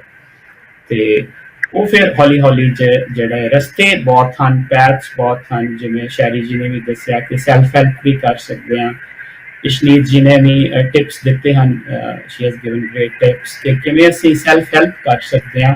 ਤੇ ਆਲਰੇਡੀ ਹੈਲਪ ਇਜ਼ ਅਵੇਲੇਬਲ, ਸਾਈਕਾਇਟਰਿਸਟ ਹਨ, ਸਾਈਕੋਲੋਜਿਸਟ ਹਨ, ਥੈਰੇਪਿਸਟ ਹਨ, ਸਾਰੇ ਲੋਕ ਹਨ, ਪਰ ਸਭ ਤੋਂ ਪਹਿਲਾਂ ਅਸੀਂ ਆਪਣੇ ਆਪ ਨੂੰ ਇੱਕ ਲੈਵਲ ਆਫ ਅਵੇਅਰਨੈਸ ਦੇ ਵਿੱਚ ਲੈ ਕੇ ਆਉਣਾ ਹੈ ਤਾਂ ਕਿ ਸਾਡੀ ਜ਼ਿੰਦਗੀ, ਸਾਡੀ ਕੁਆਲਿਟੀ ਆਫ ਲਾਈਫ ਜਿਹੜੀ ਆ ਉਹ ਬੈਟਰ ਹੋ ਸਕੇ ਤੇ ਅਸੀਂ ਇਹਨਾਂ ਇਸ਼ੂਜ਼ ਦੇ ਨਾਲ ਸਟਰਗਲ ਕਰਦੇ ਹਾਂ ਜ਼ਿੰਦਗੀ ਨਾ ਬਿਤਾ ਦਈਏ ਤੇ ਆਪਣੀ ਜ਼ਿੰਦਗੀ ਦੇ ਐਕਸਪੀਰੀਐਂਸਸ ਨੂੰ ਅਸੀਂ ਹੈਲਦੀ ਔਰ ਹੈਪੀਅਰ ਕਰ ਸਕੀਏ।